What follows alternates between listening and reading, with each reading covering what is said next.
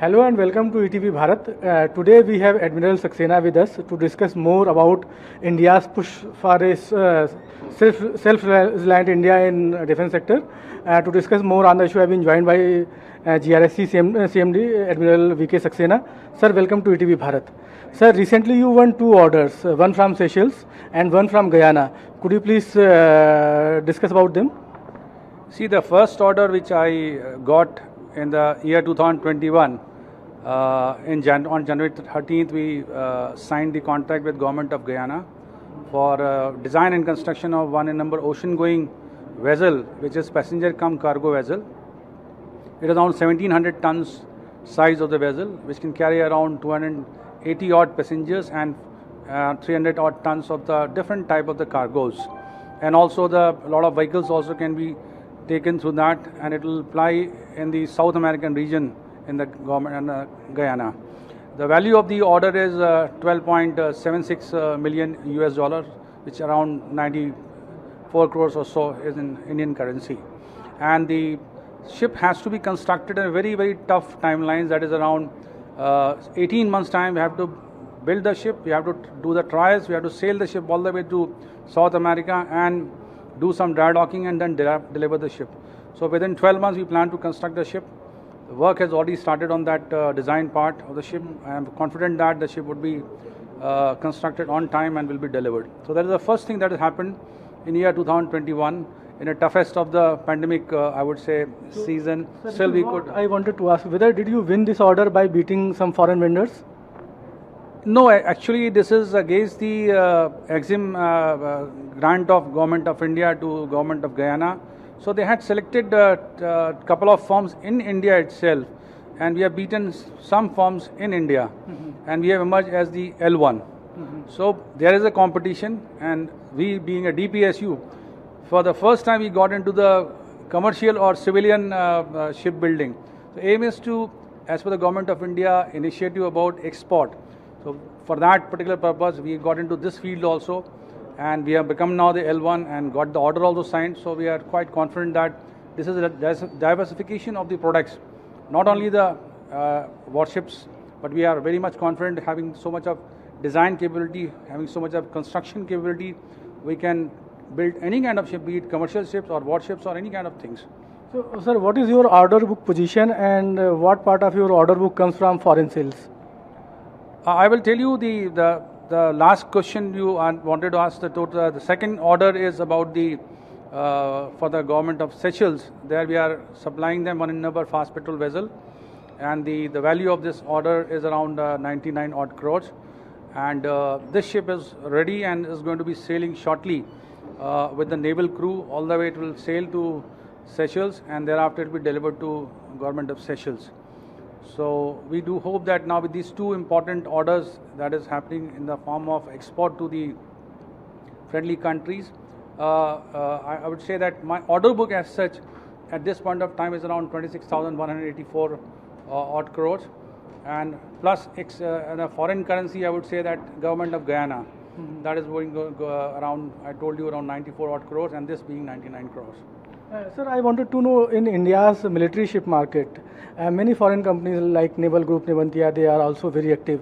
Do you think that there is a space for them, because our indigenous shipbuilding capacity is quite well developed, at least in public sector?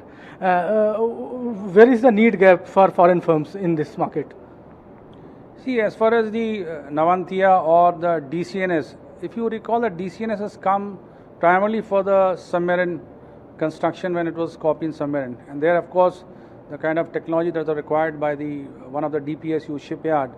So as a know-how provider they were roped in, and of course they have given the complete package also. Some kind of things have been given by them in terms of the items and equipment. So that was one thing. But as far as shipbuilding is concerned, if you see that almost all the orders which are being executed indigenously, most of the ships are designed indigenously. In fact, all the ships today under constructions are indigenously designed, either directed of naval design or by the shipyards themselves. So we have got a very good amount of self-reliance, self-sufficiency as the design is concerned, which is a niche technology. And with regard to the assistance now, I don't think now, if at all we're not looking for any other different kind of technology as such, very, very high-end technology which we do not have at this point of time. So largely I would say that these countries have got limited role at this point of time, or these agencies have got limited role to play. But always as a country, I would say, as a shipbuilders or the business point of view, we must also keep looking forward for any advanced technology if it exists with anybody.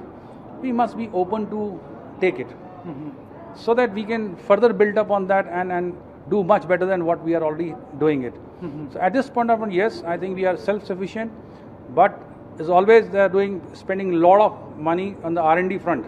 We must give it to them. So that is a little weak area here. So the technology innovations, etc., are generally happening on the West.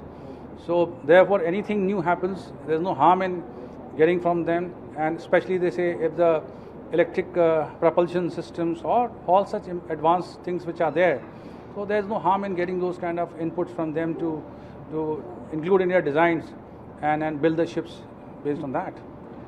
Now since there is a greater push for military modernization with a thrust on Make in India products and services, in what way it will lead to more employment generation, and to what extent ship industry will contribute into this thing?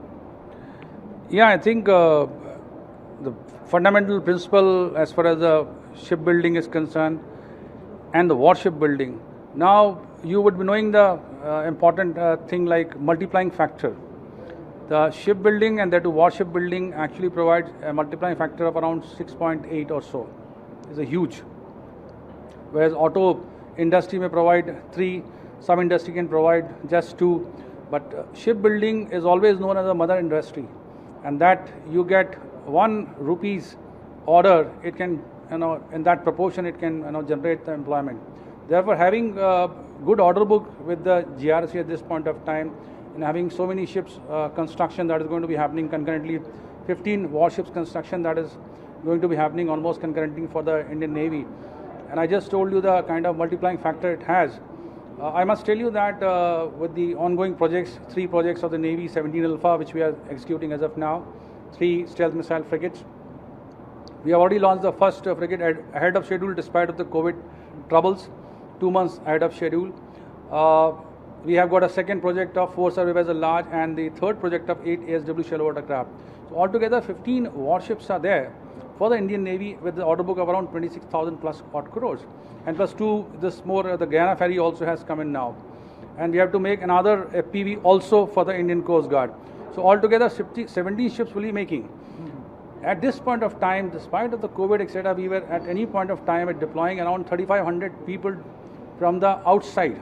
That is outsource contractor, MSME contractors and the various service providers working in the GRC.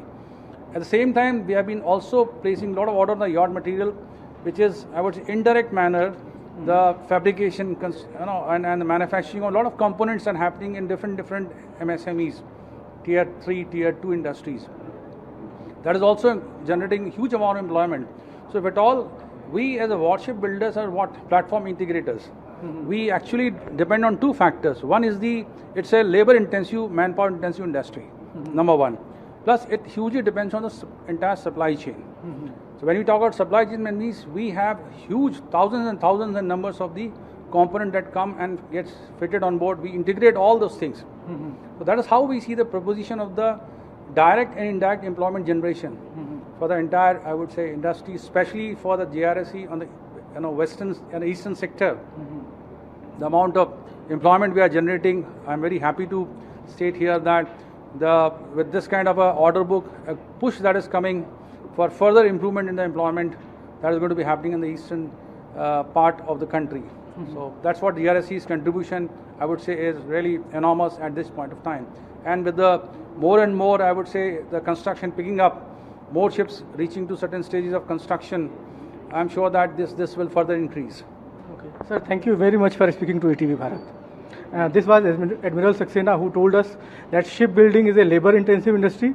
With the kind of orders they have, it will lead to more employment generation. Thank you for watching ETV Bharat.